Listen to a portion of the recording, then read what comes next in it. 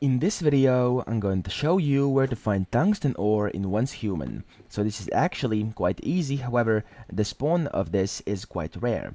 So I'm going to show you where to find it. If you open up the map, you want to go up here to the red sands area. Now for me, as you can see right now, it's locked. I'm in a different server. I was over here. I had this unlocked on a previous server, however it was full and I had to start on a new server. So over here in red sands, you can see the coordinates at the bottom right of my screen right now. This is just by this road over here. This is where you can get a bunch of tungsten ore, okay? So it spawns there. If it doesn't, you can switch worlds or you can simply come back later. However, there's where you can get it the most.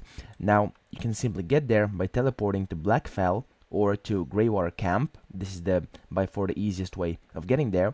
And yeah, that's pretty much it. Walk down there and you'll be able to find the tungsten ore over there. However, you have to be high enough level and have good enough of a pickaxe to actually mine that ore, okay? So keep that in mind.